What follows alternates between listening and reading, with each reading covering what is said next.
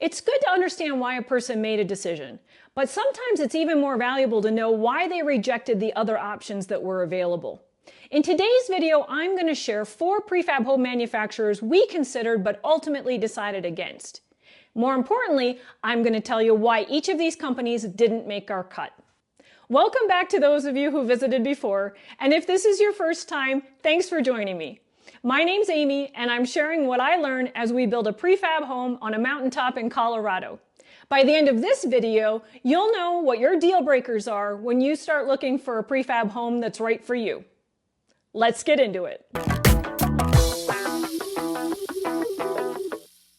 In my last video, I went through the 7-step process that I use to find a quality prefab home manufacturer for our lot in Colorado. If you missed that video, I'll link to it at the end of this one so you can go back and check it out.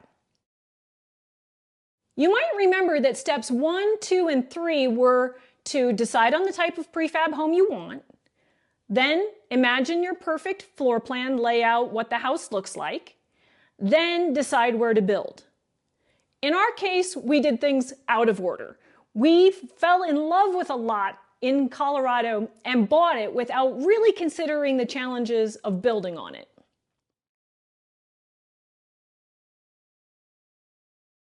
The lot we're building on is in a rural part of the state, about 10 miles from a paved road at 9,500 feet in elevation. The gravel road that takes you there is pretty windy and steep, and the lot itself is also pretty steeply sloped. Once I started looking at prefab homes, I realized that the characteristics of our lot were going to limit our choices and also dictate some of the decisions we'd be making through this process.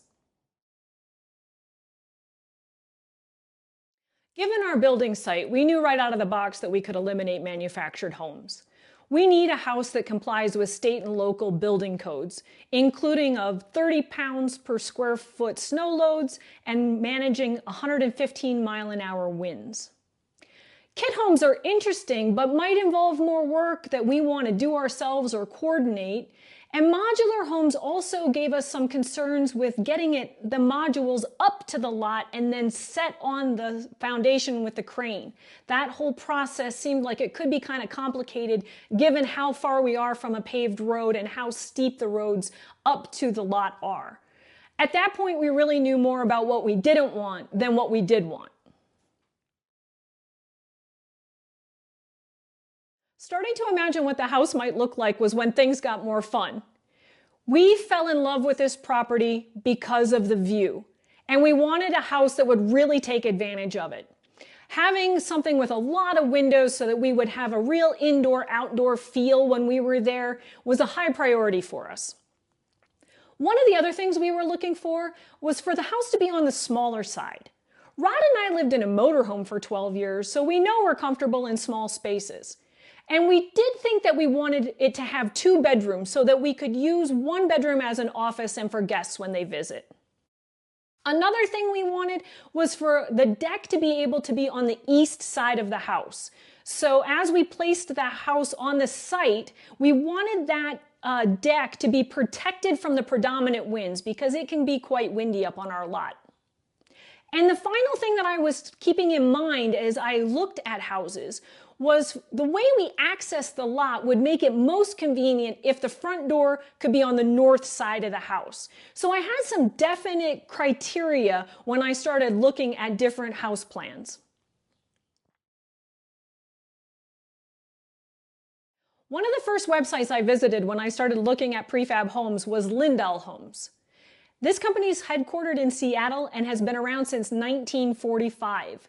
They ship their homes nationwide, and I knew this company's name off the top of my head for some reason. Lindahl's olive model looked like it could be a good fit for us at 747 square feet. What we loved about this company is that they've been around so long, they offer a lifetime structural warranty. They're not just log homes.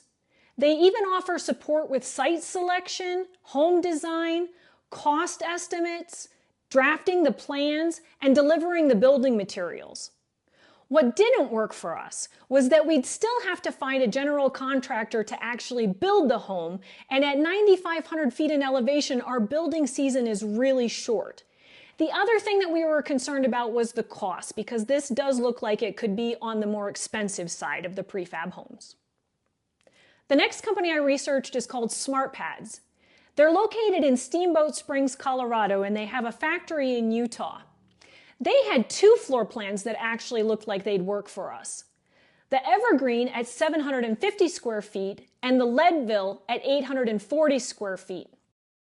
Some of the things that we liked about SmartPads are that they deliver to Colorado and Montana, as well as considering other locations in what they call the Mountain West. They also offer a fully customizable package, so you can make as many changes to their plans as you want, or you can bring them your plan and they will build your home entirely as you have envisioned it. The things that didn't work for us with this company is that we would still have had to hire a general contractor to rent the crane and hire the set crew. We were concerned about getting the modules up to our lot given the windy, steep road, and we weren't crazy about the floor plan, which tend to be really long and not very deep. Stack Homes was next on my list. They have a model called the Ridgeline 2, and I absolutely love the floor plan.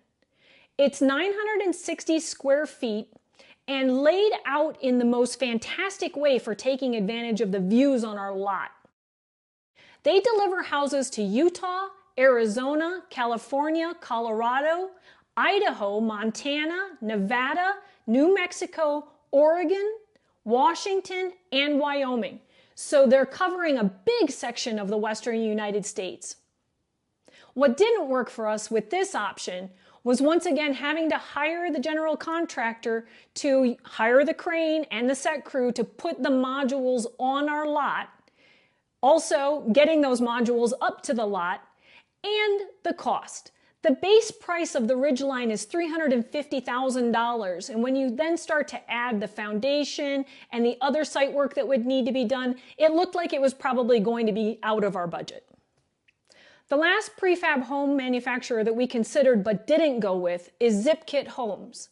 They're located in Cedar City, Utah, and they all have two fantastic options. You can either get smaller module homes that are delivered pretty much completed, or they do panelized kit homes, which means they build the walls and send them out, and then they'll actually send their crew out to assemble the kit. We were looking at the Big Sky 600, which seemed like it was a floor plan that could work for us. ZipKit delivers homes to Arizona, Colorado, Idaho, Montana, Nevada, New Mexico, Utah, and Wyoming. So they cover a pretty good section of the western US. We loved that they provide stamped plans specific to the building location, so we knew that they would be in compliance with the state and local building codes, and that they'll assemble the kit on site, so we didn't have to worry about hiring a general contractor to come out and do that part. They, on their website, say that the house will be dried in about a week, which also moves things along really quickly when you're looking at such a short building season as we have. What didn't work so well for us with this option was the floor plan.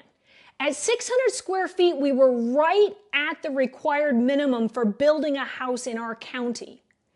The other thing was that nothing on the interior of the house came with the house. So we were still going to have to look at hiring contractors and getting the building materials to finish the inside of the house up to the site ourselves.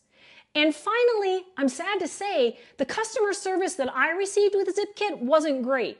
I had trouble getting them to respond to emails. Many times I called and they didn't answer the phone. And then when I called to schedule an appointment to come see them at their location, they said that they were going to be on vacation that week and they couldn't accommodate us. Those are the 4 prefab homes we considered but didn't choose, and why. Knowing the reasons they didn't make our cut might help you decide if they're a good fit for you. Don't forget to watch this video where I go over the 7 steps I followed to find quality prefab home manufacturers. And thanks for watching. I'll see you the next time.